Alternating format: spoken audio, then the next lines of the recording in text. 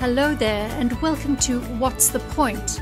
A question we should all be asking ourselves, and the podcast by brand architect Bill Ellis that will help you discover, clarify, and live your purpose. Well, hello, everybody, and welcome back to this week's episode of What's the Point?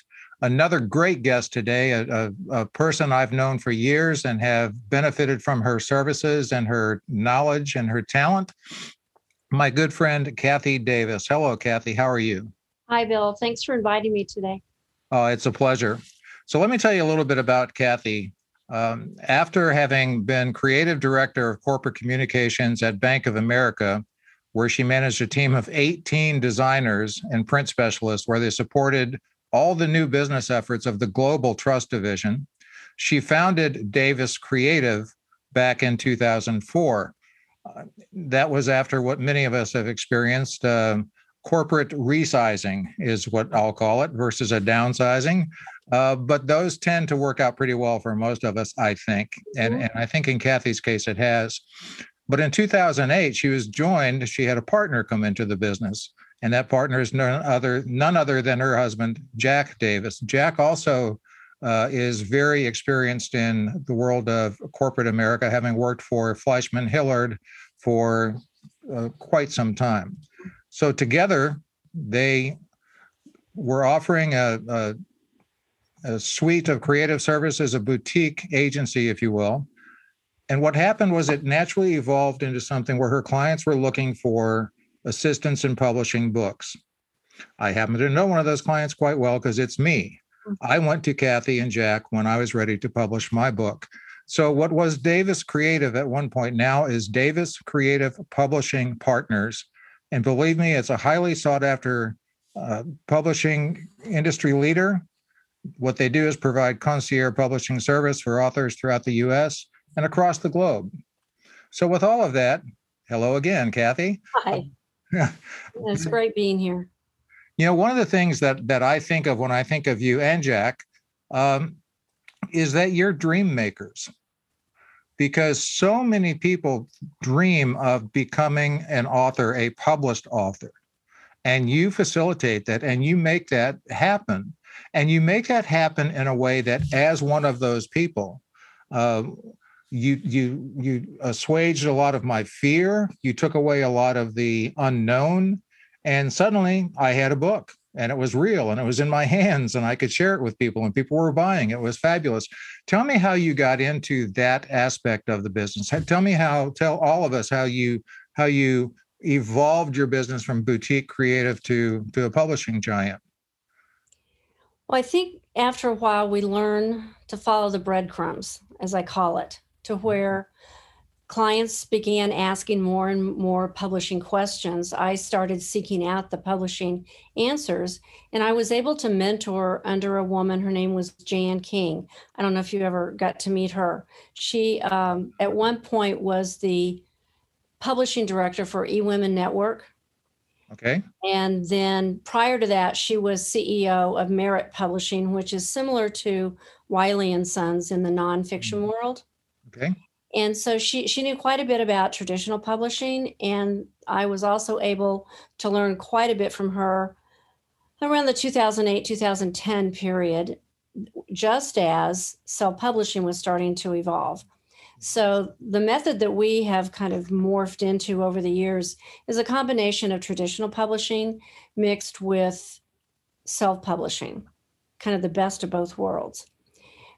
But as our clients became more familiar with the concept of, if you're a speaker, you want a book at the back of the room. If you want a bigger calling card other than your business card, it's a great way to get your foot in the door. Different ways that they could use the power of publishing to market themselves and grow their business. Then we just started adding services. And in 2010, we were probably 10% publishing. And now, 11 years later, we're 99% publishing. Mm-hmm. We just kept evolving and adding services as the clients kept requesting them. And that's terrific. So what you did was you kind of, like you said, you went with the flow.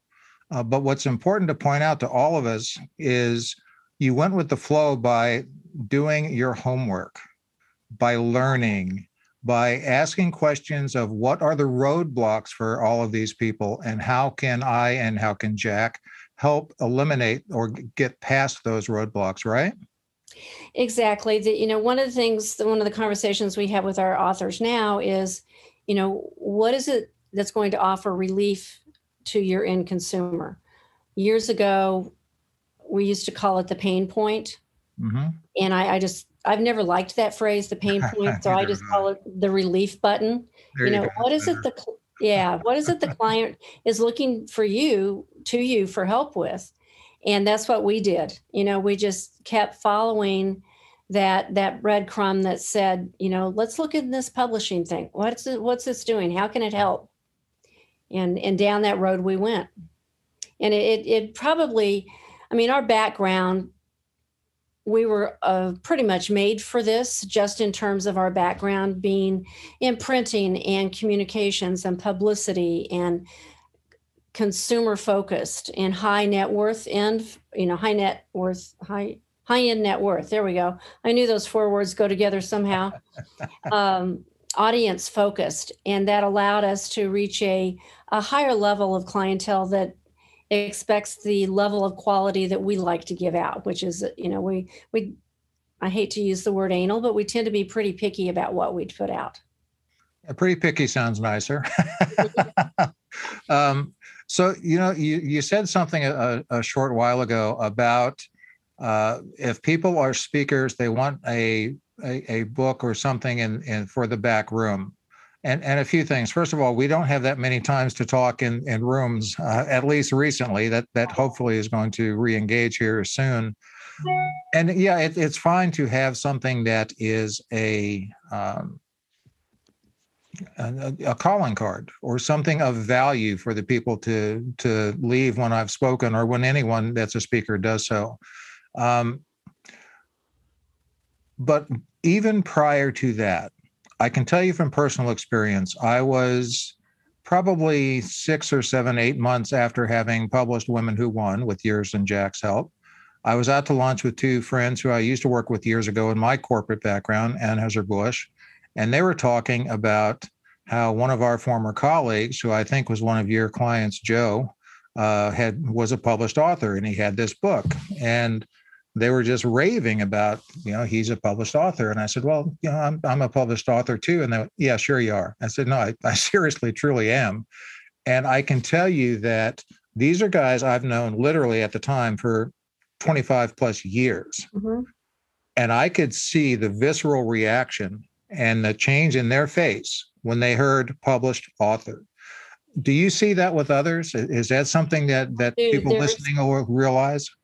Yeah, I know from knowing you for several years, I know that you love alliteration and acronyms also almost as much as I do. And there's I tend to go with the C's when asked that question.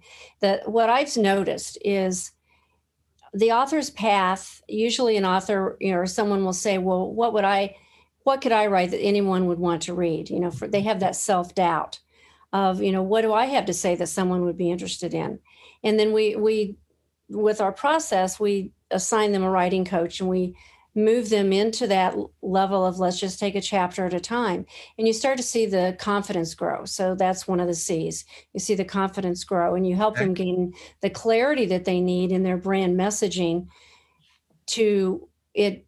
It sometimes helps them solidify even what their brand messaging really is.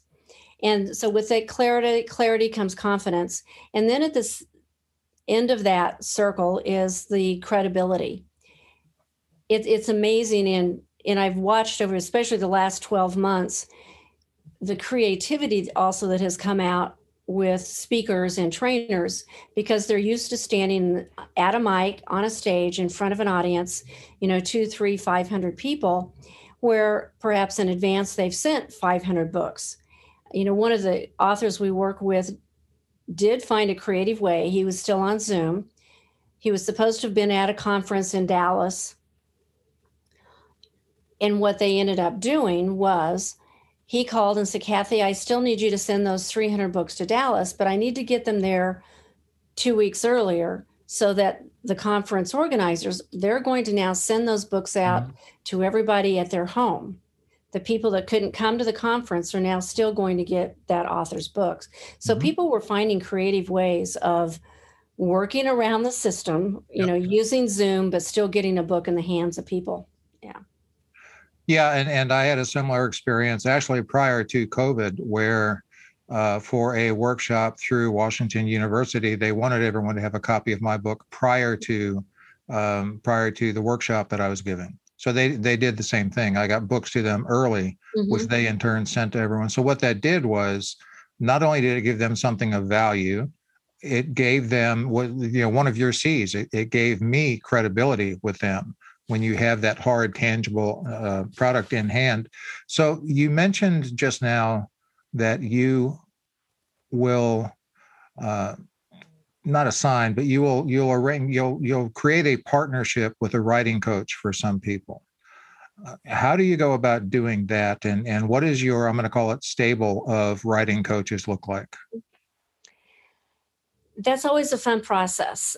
Some of it boils down to what is the genre. We have one woman who was great working with chiropractors. She understands their language. She knows their speak. She's able to get them to focus and finish their book. We have another writing coach who is a former speechwriter for AT&T. Okay. He tries to be retired and play golf. But then we rein him in and say, take a look at this. Would you like this project? And so quite often we can convince him to come back and do a project with us.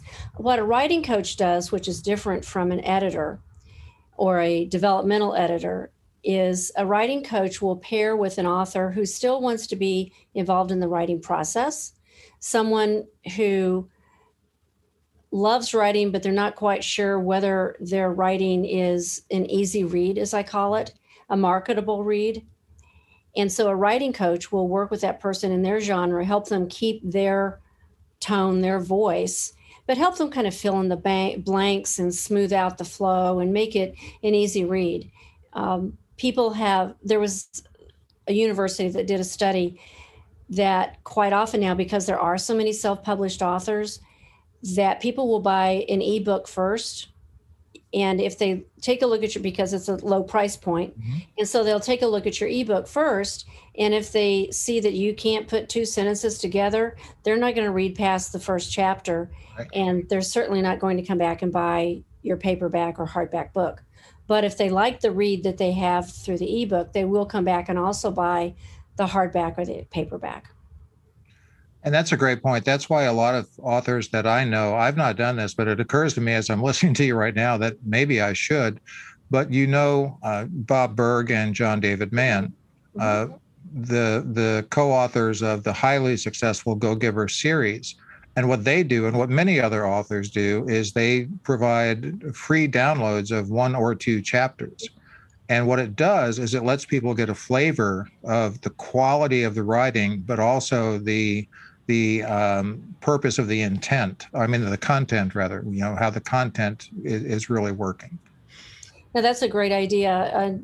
And the other place I've seen free downloads is, again, on Zoom calls, when you have speakers that can't be in person, they'll put a link in the chat box, and that'll help also promote the sale of their book, because, people can go out and either listen to them in an Audible or download the printed ebook version of it.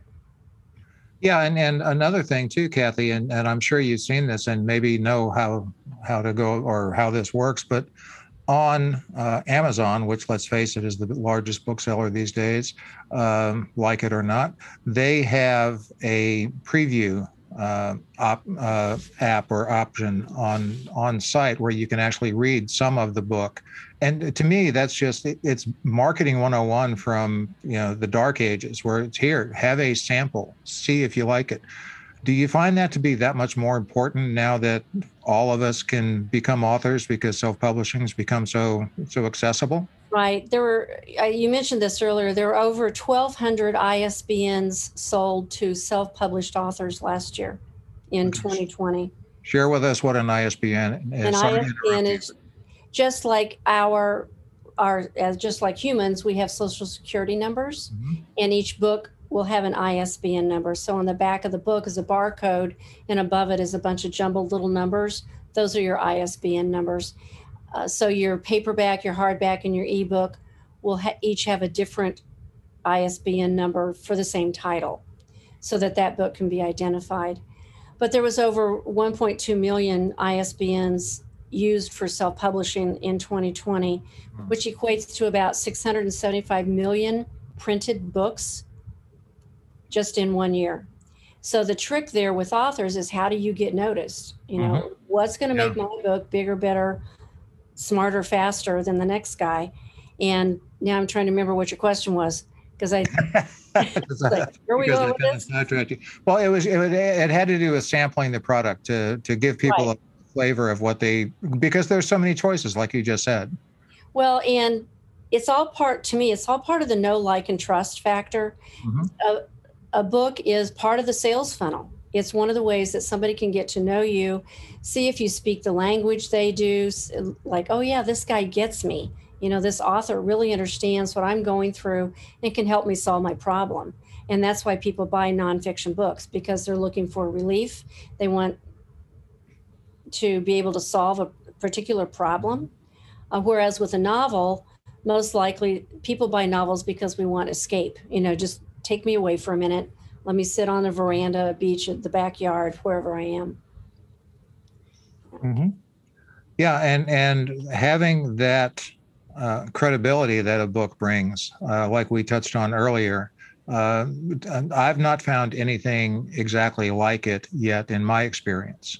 And whether you have one book or whether you have a dozen books, or our mutual friend who's a guest on the show in a week or two, Scott Ginsburg, who has over 50 books, it adds a lot of credibility. So that's something that I encourage everyone listening. If you've been thinking, even remotely, that, boy, it would be good to be an author. Boy, I bet I could write a book. Do it. Do it. Contact Cathy. All of her contact information will be in the show notes, and talk to her and just see what it's like, see what it involves. Check out pricing, because obviously that's important for all of us.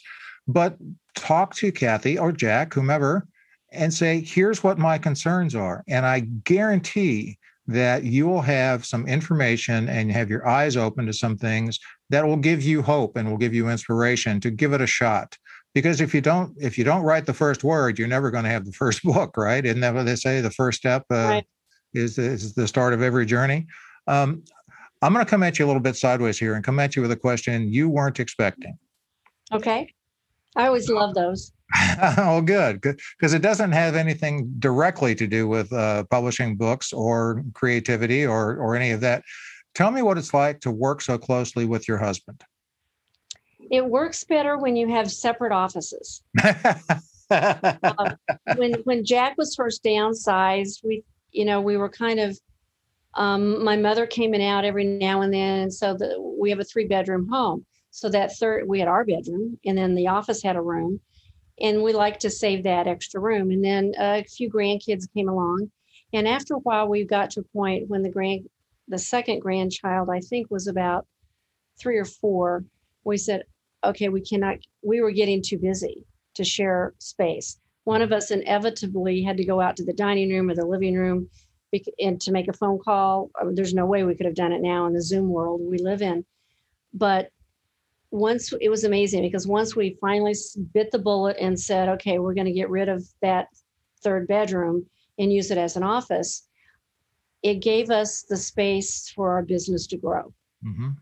And we kind of forget each other's here. I'm on 1st floor, he's on 2nd floor. We text and email more than we have conversations. Occasionally we'll meet in the kitchen, just like in an office where you go to get coffee or something and you bump into somebody.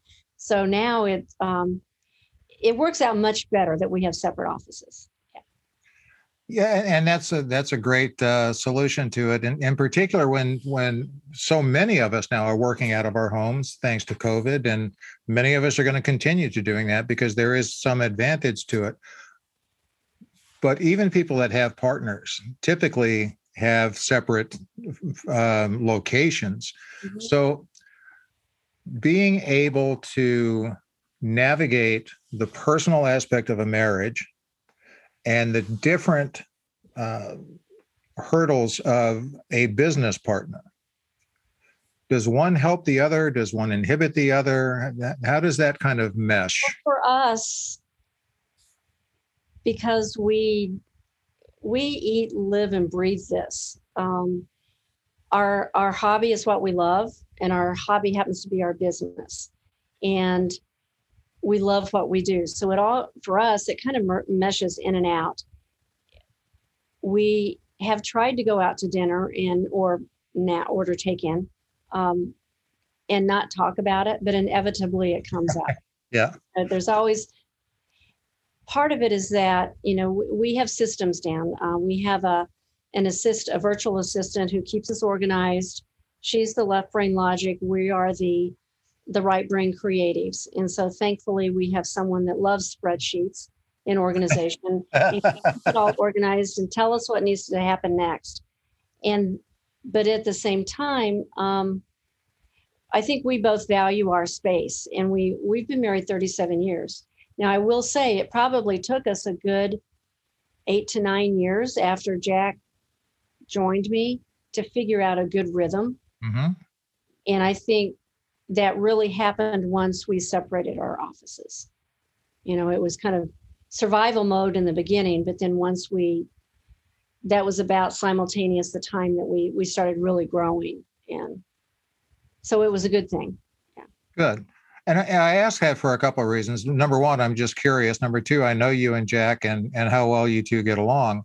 But it's always a challenge, I think, with my clients and other people that I know, to work with someone that's incredibly close as a partner in business. And when that partner also has the personal connection of a life partner, that clearly that adds a different dynamic. In a lot of ways, it can be very, very positive, I would assume, not having worked with my wife directly, right? There are times that we can read each other's minds, mm-hmm.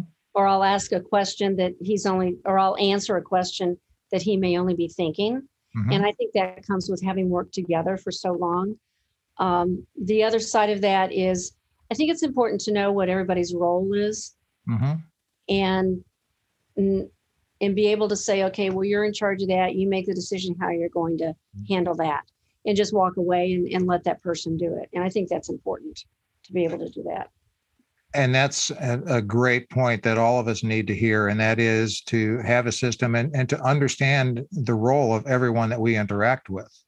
And then once that criteria is established, to have the trust and the faith and the professionalism to stick with it. Well, and we're in a growth spurt now. Amazingly, last year was our biggest year yet. Mm-hmm.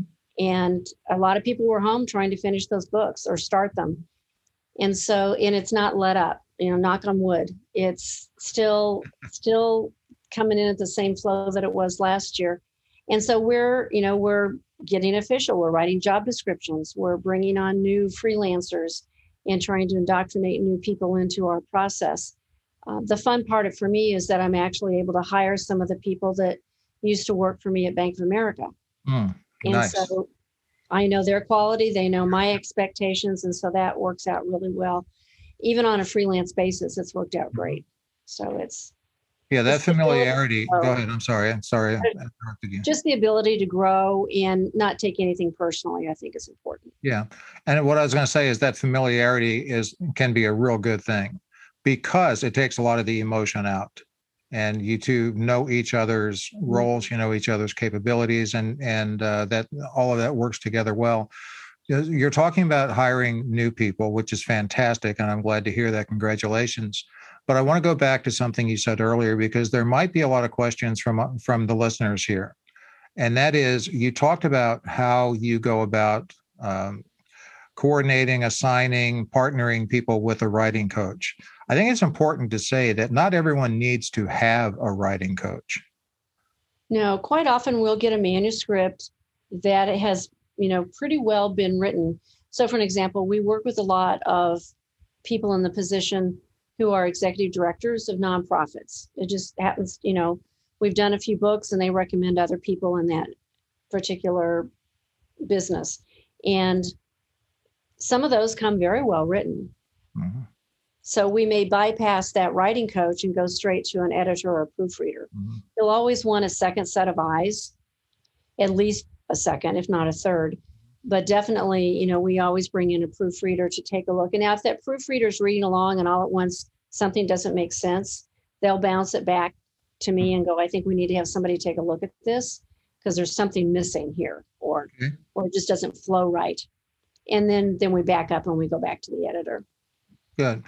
And I bring that up for the edification of a lot of the people listening, because it's good to know that you have resources to help them in every area that they might need help. It's also good to know that you're not, your hands aren't tied to having to do that exact process every step of the way. There are a lot of people, like you said, that are very good writers that just haven't either had the time, which COVID may have presented to them, or the inclination to write a book, and they've written fairly well, so they won't need a writing coach. And there can be some hesitation to, well, this is my content. I don't need someone telling me how to write it. We get that occasionally, yeah. And my experience with that is be cautious in that, because a lot of people, it's not a matter of disrespecting our work.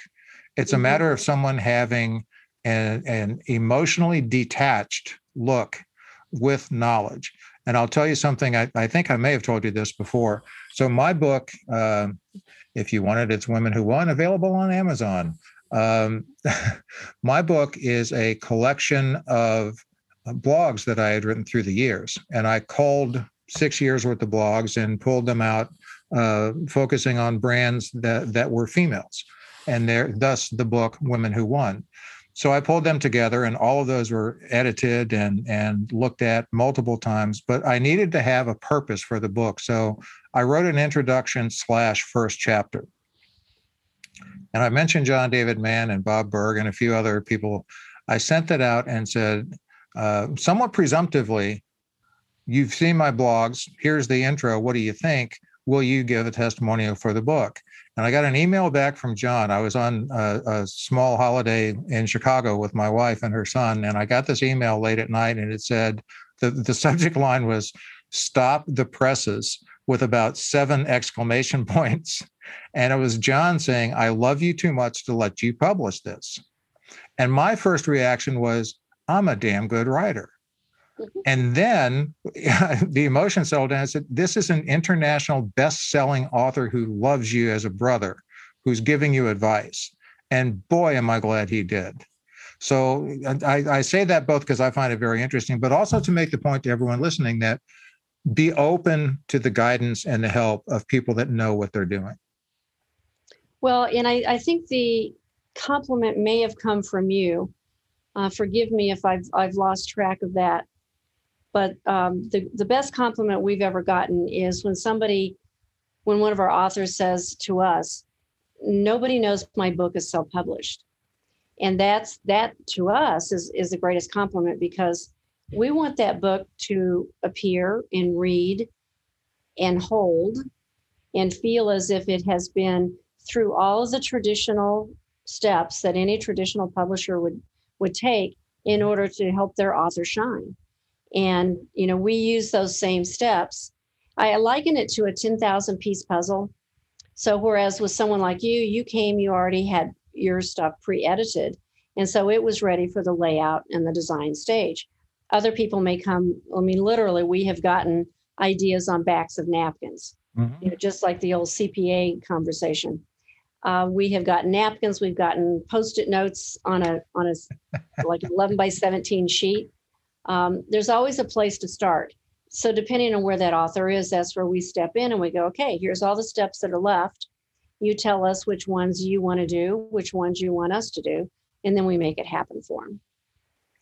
Well, I'm not sure if I've told you that or not, but I will second that or third that or put my absolute agreement with that to you here in today's recording, because my whole premise is built on branding.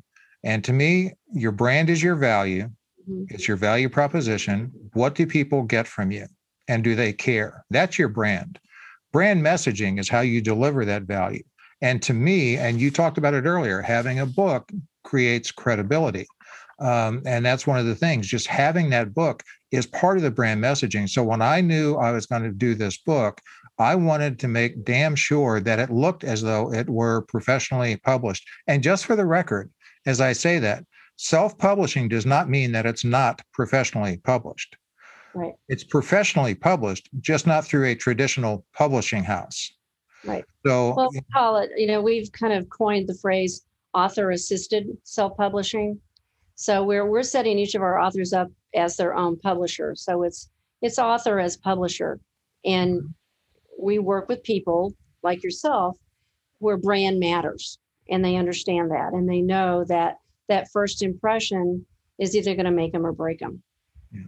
And I've had friends who have published, quote unquote, and I use the term loosely, published a book, and you've seen this as well, probably much more than I have, where there are typos, where there are just sentences that don't make sense, where there's no continuity, and there's nothing in the book that looks remotely like it's been professionally looked at. And that's a bigger detriment than not having a book.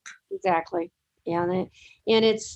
And there are ways that authors can do this economically. We can introduce them to people that are still highly qualified, but can still help them get down that path so that they do look professional, because you want it to bring in new business. That's the whole point here, people.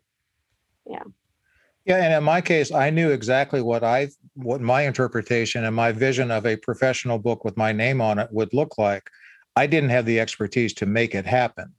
Working with you and Jack does a lot of that layout, if I'm not mistaken. Mm-hmm. When it came back, it was, my simple word was, wow, it's really a book. So that's great. Let me go down a different area here just a little bit, because I've had two engagements with you and Davis Creative Publishing Partners. The first is my own book, Women Who Won. The second, and if you're watching this on YouTube, just above Cathy's head, there's a book titled Bright Spots. Well, that is a book that is on my published author list, because I'm one of 39 authors that contributed a chapter to that book. And that approach is called an anthology book. Share with all of our listeners what that's about. It's a great first step for people thinking about getting into the world of publishing. Now, like yourself, you had your book, mm-hmm. and this was just a new way to create another buzz to let other people know about you. Essentially, each author comes in, we're given a theme for the book. So with Bright Spots, we started talking about this in the late spring, early summer of 2020, and I asked for stories that had a silver lining. People were just kind of already getting tired of being in quarantine and all that meant. And by the time the book went to publish, out of those 39 authors, I believe 6 or 7 were from foreign countries. Mm-hmm. And one of the great benefits of being in a collaborative book project like that, the authors that have the most success with those types of projects are those that take the time, take a minute, and reach out to each and every one of those authors and create a connection, learn who they are, what they do, and let them learn more about you and what you do. And it creates a ripple effect. I know with you, I saw you got to be part of that summit that Sophie did, Romeus, out of France. And I thought, wow, it gave me goosebumps when I saw it, because that's exactly what we want to happen, is for people to reach out and find commonalities with the other authors. If you stop and think about it, if you have a book of 30 to 40 authors, years ago when I was in college in the mid 70s, each of us, I remember our marketing teacher saying that each of us knew at least 250 people. Well, you fast forward, and in 2021, with social media and the digital world, it's close to 2,500. that each of us knows, let alone, I mean, what is it, Tony Robbins that has like a 700,000 person list, something like that, or maybe it's 7 million, a lot. Yeah. He has a lot. But from a smaller scale, you know, if you and I connect and you have 5 to 10,000 people, I have the opportunity, the more I ask and the more I interact with you, to get closer to those people, to where not only can I help them, but perhaps they can help me. And so it's a great opportunity to grow your list. It's a great opportunity to get introduced to all those other authors. And we plan opportunities within the program so that there's, we did 1 or 2 meet and greets throughout the program where you just get on, introduce yourself, tell a little bit about yourself. And then from that, hopefully, and what I saw happen was people reached out and new relationships were created, business relationships, I should say. Yeah. And from what I've seen, some personal relationships as well. So you mentioned Sophie, and she did a 3-day conference hosted out of her home base, if you will, of the French Alps, living just outside of Paris. And here I am in St. Louis, and we met because of the anthology. And she read my chapter, I read hers. It seemed to make sense for me to be one of several people that she featured. And it was fantastic. It was really fantastic. So let's just go a little bit deeper into this. I want to make sure everyone listening understands the anthology. So it's you write 1 chapter, yet you are able to correctly and honestly call yourself a published author. What we do in these programs, it's a miniature experience of the exact process that we use when writing a book of your own with one of our writing coaches. So for your chapter, you are assigned a writing coach to work with. You submit that chapter. She helps you tweak it if needed. Other times we've had people just approach her with an idea and say, this is what I think I want to write about. Can you help me? And then they go from there. And each author gets up to 2 hours of her time, which doesn't sound like a lot, but it's plenty of time. Yep. And if you sneak over into 3, it's okay, because there's a few people that may only need 1 hour of her time. So it all averages out as part of that collaborative effort. And then what we did, and Bright Spots is a terrific example of that, is we did an Amazon bestseller campaign. What this does, the main goal for me of the Amazon bestseller campaign is it creates a huge buzz. I mean, all the authors are provided a script for social media. All the authors were provided graphic social media memes that they could use that had their photo on it. They could use on LinkedIn, Facebook, Twitter, Instagram, wherever it would fit, whatever your favorite social media platform is. And we walk them through the process of how to market themselves through social media, what to say, when to not say it. And it's kind of like we take their hand and just walk everybody through it at the same time. And it's a huge collaborative effort. Everyone is supporting everyone else. You get to know, like, and trust each other. And you get to add all these people into your cheerleading squad to help you promote your business. Yeah, and it's worked very well. Honestly, I had been approached several times in the past years to be a participant in an anthology, and I always said no. And part of that is my tendency to have contempt prior to investigation, but part of it also is being very, very cautious and responsible about my brand. And what I didn't want was to have my writing put into a book with other people that I did not know that might have been some of the examples I talked about earlier. So I don't want someone else's poor writing affecting mine. Not that mine's great, but I know what it is, and it's my message. So in this case, having gotten to know you and Jack, and having spoken to people that had participated in some of your earlier anthologies, one is Fearless and Fabulous,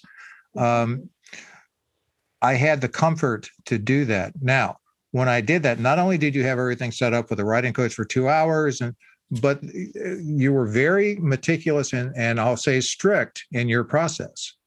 You were given X number of words. Yeah. You have to be. But I bring that up to make a point.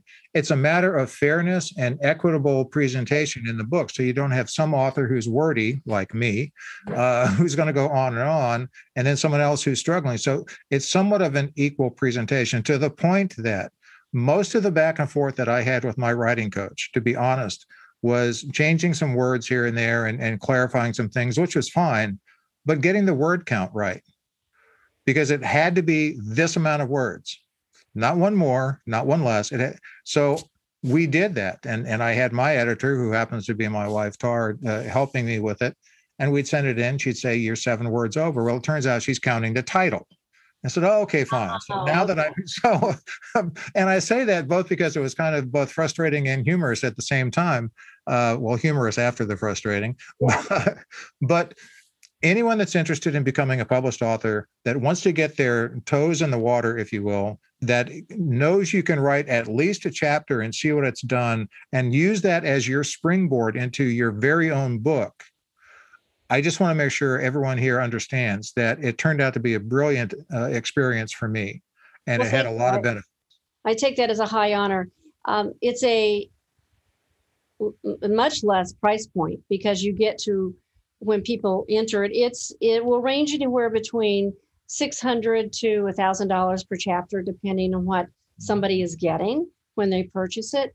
But it's a much lower price range than if you're buying an entire book and doing it all yourself. And it gives you a as I say, a tiptoe in the pond to know what the process is like if you want to come back and do your big book later. Okay. So share with us, Cathy, the anthology that you currently have in the works, called Truth.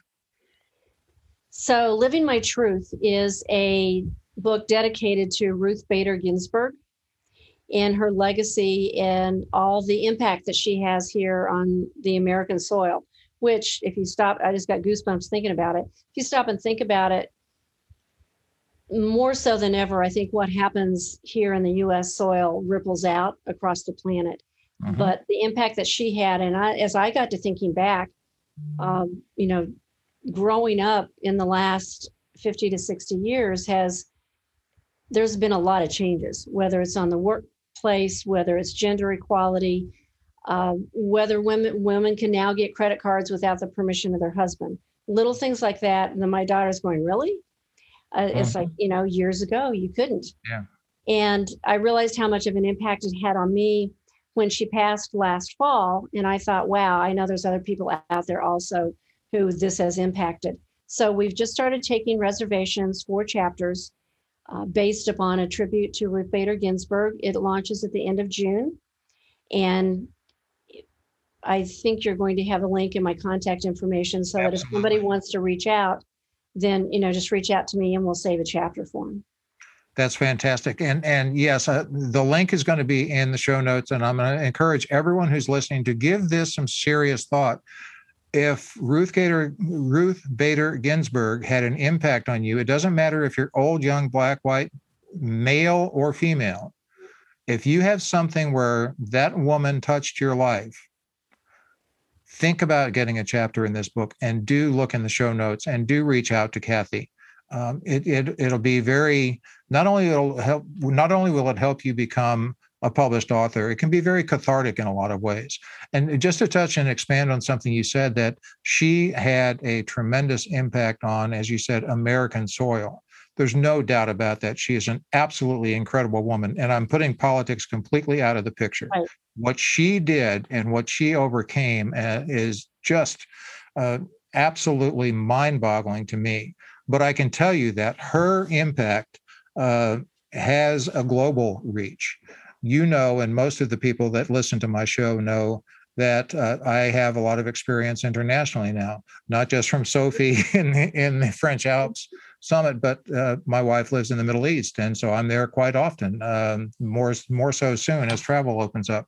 But the impact that she has had on the brand, the image of the United States of America is very far-reaching. So I just want to point that out.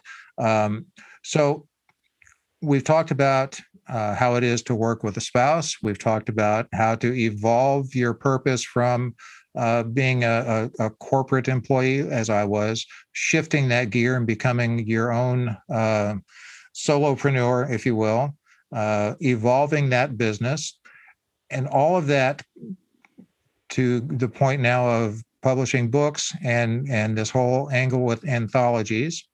We've covered a lot. One more question for you. Mm-hmm. The question of the show. What's the point, Cathy? My authors hear me say this so often. We all have wisdom to share, and wisdom not shared is wisdom lost forever. And especially in the that just rings true to me, especially in the last 13 months now that we're going on this new way of living. I think it's important. It's, for me, writing, whether it's a chapter or an entire book, it's a way of reaching out. It's a way for people to connect. And I think at any time on this planet now is the perfect time to want to reach out and connect. And you may not think you have a lot to say, but I know that we have people that can help bring it out of you. Well, I was hoping that's what you would say. I'll be honest with you, because I've heard you say that so often, and it's so true. Everyone listening, hear this. You do have something to say. You do have at least a chapter in you that you can write, whether it's the book on the notorious RBG, or whether it's a different book, Bright Spots, or something not yet thought of. You can create content, and I urge you to put pen to paper or finger to keyboard and get started. Reach out to Cathy. All of her contact information's in the show notes. One more thing that I'd be remiss if I didn't mention. Quickly, tell me about your lunch and learns, because those are available weekly or bi-weekly. We are now doing them monthly. It's the second Thursday of every month, and it's at 11:30 Central U.S. time. We bring in, it's called Inspiring Authors. It's an interview, lunch and learn. And Inspiring Authors is a play on words, because sometimes I will interview authors who are quite inspiring, and other times I interview people who help inspire the authors and support them in their efforts for being authors. The next one coming up is a week from this Thursday. So in 10 days, I believe it's the 8th. It's April 8th, it is. And we are interviewing Amy Collins, who wears two hats. Amy Collins is not only a entrepreneur, has a company called New Shelves Books. They help get authors, independent authors, into bookstores, libraries, gift shops, etc. She also is a literary agent. So she always is keeping her eyes open for authors who perhaps have been self-published, but may have a message that they would like help working with a traditional author to take to a larger audience. Well, that's one I don't want to miss. Now, as people hear this, April 8th will be in the background, but they can find it. You have a YouTube channel, correct? All of these are recorded, and they're on YouTube under Davis Creative. And that too, that link will also be in the show notes. So there's going to be all sorts of beneficial information for you in the show notes about Cathy, about Jack, about Davis Publishing Partners, how to become an author, why to become an author, things that will appease your fears and give you encouragement to step forward. And I will encourage you to do that again. Cathy, you've been terrific in my experience, business-wise. You've been terrific individually as a person and as a friend. I appreciate your time. I appreciate your wisdom. And thank you for joining us today. Thank you, Bill. Thrilled to have been here today. Thank you. Thanks. So if y'all like what you heard here today, let me ask you to subscribe and share. Feel free to rate, and that helps the podcast, and it helps me get more tremendous guests like Cathy Davis. Thanks again, Cathy. We'll talk soon. Thanks, Bill. Thanks so much for tuning in. And if you like what you heard, please subscribe so you don't miss an episode. We can promise you'll gain value in every one. Rating and reviewing makes us more discoverable and helps others find out what's the point. And if you'd like to know more about Bill Ellis or contact him, please visit his website, www.brandingpillars.com. See you next time.